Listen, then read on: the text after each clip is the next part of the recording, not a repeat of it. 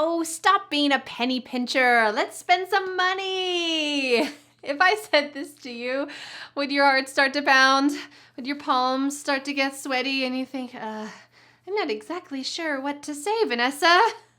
Well, don't worry. In today's lesson, you are going to learn how to speak about money in English, and you will get a chance to speak with me during this lesson. Hi, I'm Vanessa from SpeakEnglishWithVanessa.com, and like always, I have created a free PDF worksheet with all of today's important money expressions, definitions, some of the nuances of when to use it, when not to use it, and a bunch of sample sentences plus the sample conversations that you're going to hear in this lesson. You can click on the link in the description to download the free PDF worksheet today. It is my gift to you for free.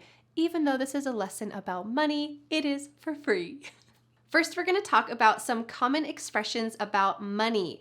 Then you're going to see a sample conversation between my husband Dan and I about money using those phrases, and then it will be your turn to speak.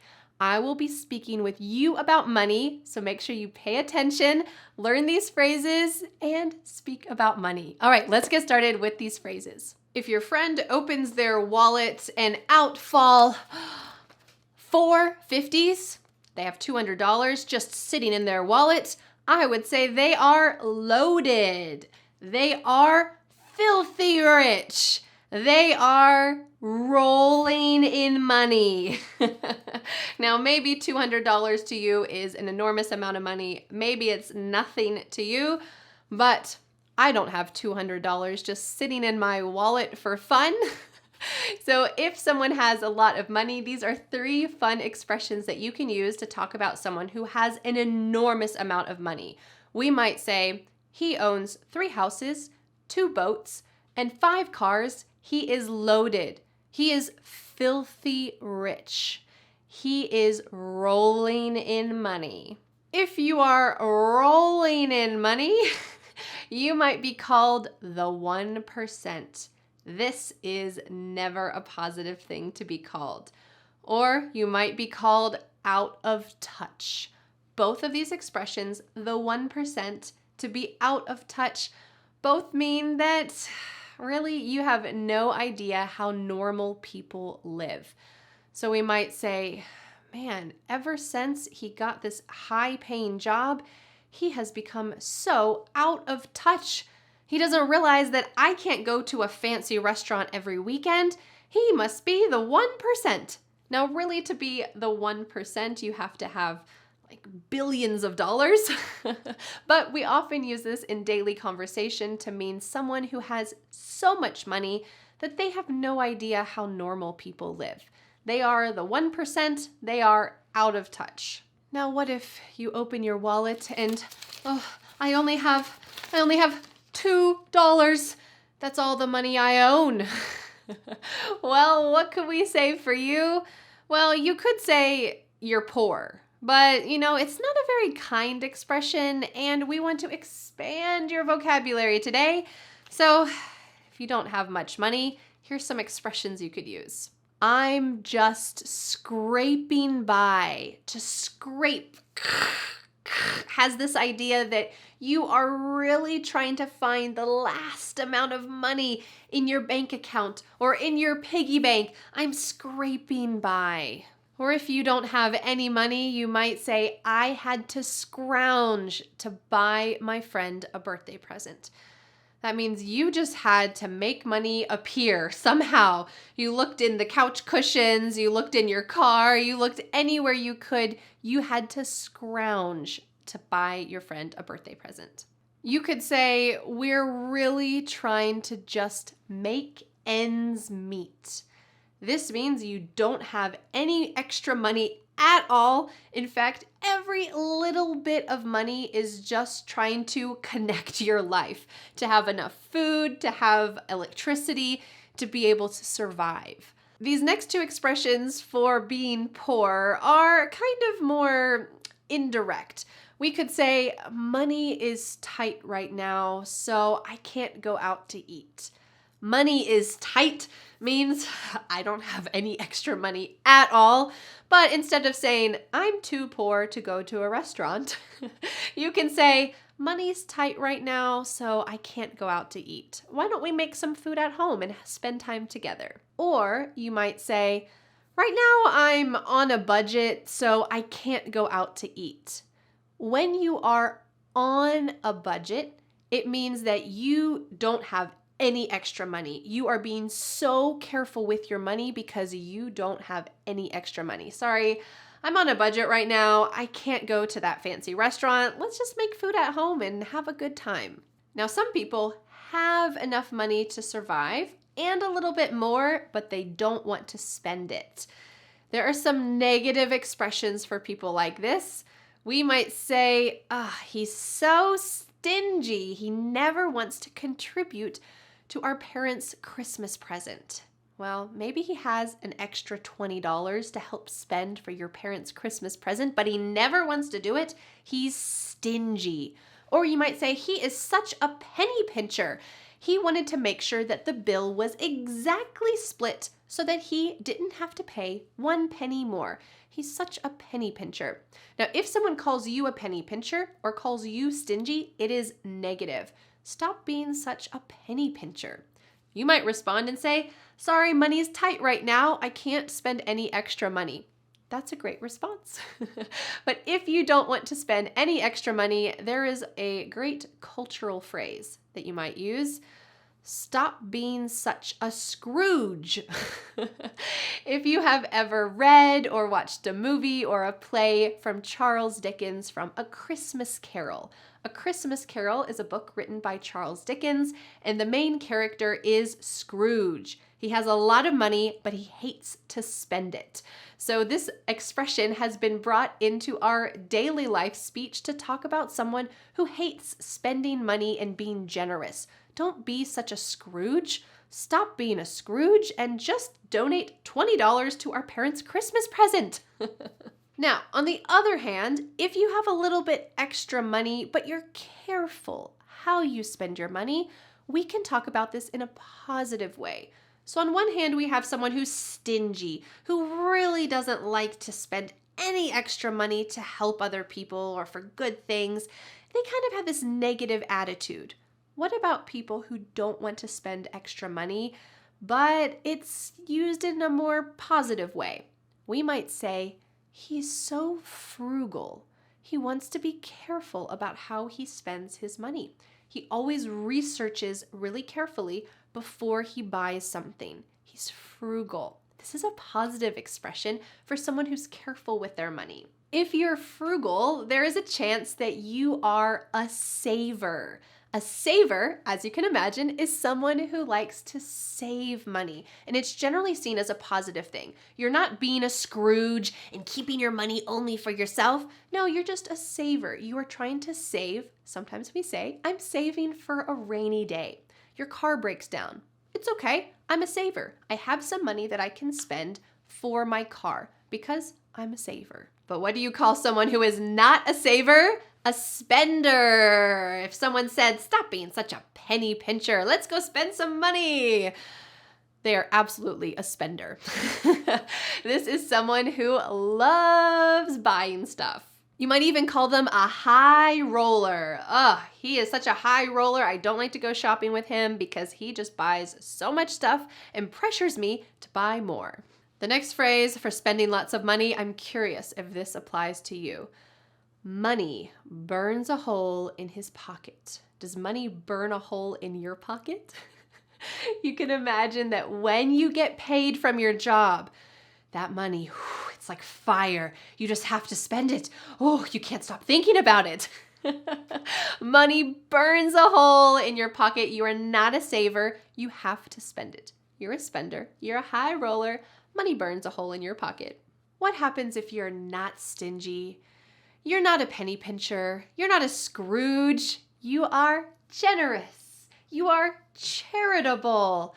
So when my city, Asheville, went through a terrible hurricane, there were thousands of generous people there were thousands of charitable people who donated supplies to help my neighbors, to help our town, which was incredibly in need. They gave, even though they knew they would not get something back. This is a beautiful character trait, I think. In general, we try to teach our children that you can spend money, you can save money, and you can also give money. There are 3 things that you can do with your money, and it's also important to give. Give without expecting to receive back.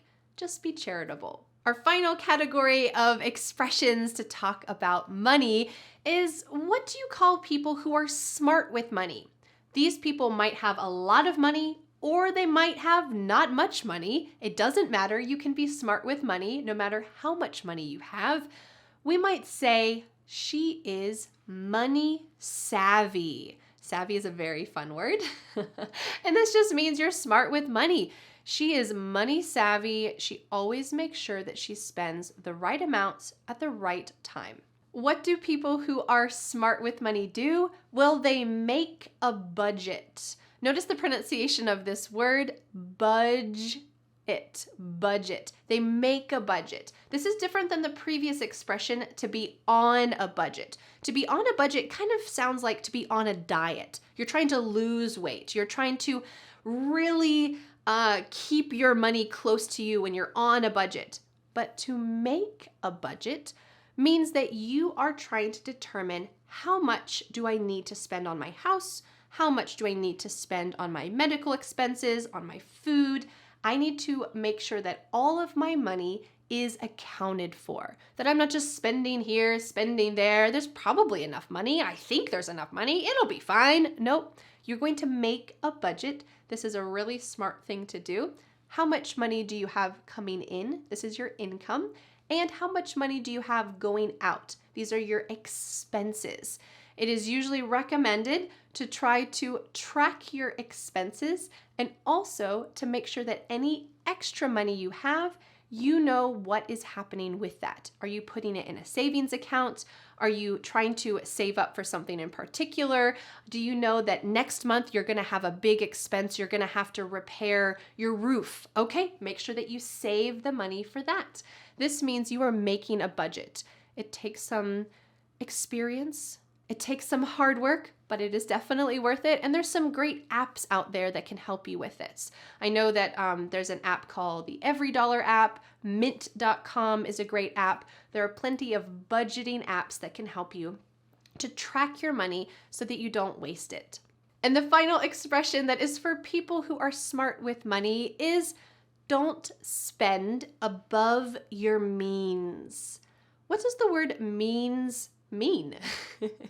This means if you make $1,000, don't spend more than $1,000. Spend less than you make.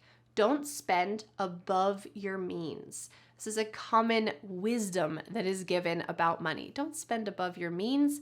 Keep or stay within your means. Stay within the amount of money you have.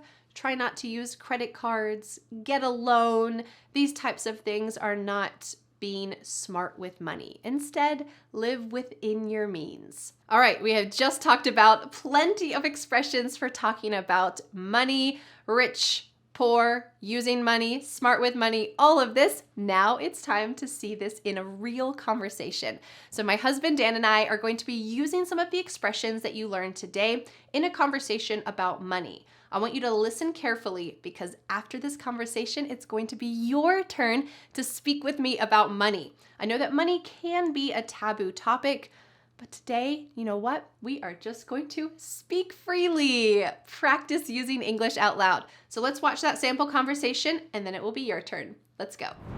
Hey Dan, what's going on? Oh, you making a budget? I am. I decided to buy a new car, so I'm trying to learn to be more money savvy. Oh, that's a smart idea. So do you see yourself as more of a saver or a spender? Well, when I was younger, money used to burn a hole in my pocket, but now that I've gotten older, I'm more of a saver. How about you? Well, when I was growing up, money was tight, so I learned how to be frugal. But now that I'm older, I'm not the 1% or anything, but I've learned to be a saver, and I also like to be charitable to the causes that I care about. Yeah, even though I'm saving up to buy a new car, I still want to be generous and give money to charities I believe in. Oh, that's really thoughtful of you. Good luck saving up for the car. Thanks. See you later. All right, now that you heard that sample conversation, it's time for you to practice speaking in English with me about money. So let's imagine that you are trying to be more careful or smart with your money, and you've come to ask me some questions about what can you do? Some advice about how to be smarter with your money. Let's have a conversation about it. I'm going to be pausing after my questions. I want you to speak out loud. You can always pause the video, speak for longer. You can go back and review this section as many times as you need to. It's a good chance to use the vocabulary that you've learned and grow your confidence. Are you ready? Let's talk about some smart money advice. Hi, it's nice to see you. I would love to talk about making a budget with you. So tell me, why do you want to make a budget?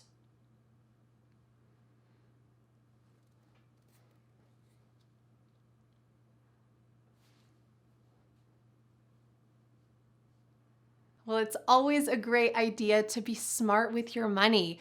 What if you had a lot of money? What would you do if you were filthy rich?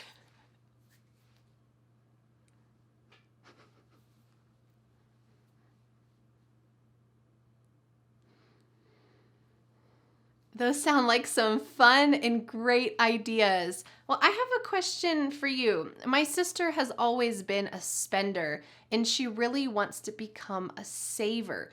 Do you have any advice to help her become more of a saver than a spender? I'd love to hear what you think.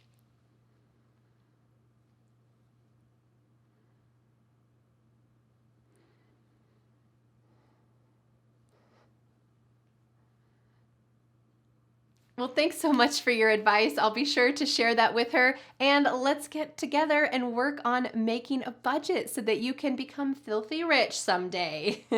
Well, great work learning how to speak about money in English. I want to know in the comments, tell me, are you a spender or are you a saver? Can you guess what I am? I have always been a saver. I save my money and sometimes I have trouble spending it. I don't have trouble being generous or charitable, but I have trouble spending money on things for me and things that I need. So I need to make a budget to help myself feel more comfortable with spending money. I want to know for you, are you a spender or a saver? Let me know in the comments, and don't forget to download today's free PDF worksheet. Free! You can click on the link in the description to download the free PDF worksheet to get all of these expressions, definitions, sample sentences, all of the nuance for each of these expressions, because some are positive, some are negative, some have different meanings that you use in specific situations. So download that free PDF worksheet and start speaking about money. Well, thank you so much for learning English with me, and I'll see you again next Friday for a new lesson here on my YouTube channel. Bye! But wait, do you want more? I recommend watching this video next, where you will learn to speak in English about your feelings. Another difficult topic, right? How do you talk about negative, terrible feelings without being too rude? Well, watch that video to find out, and I'll see you there.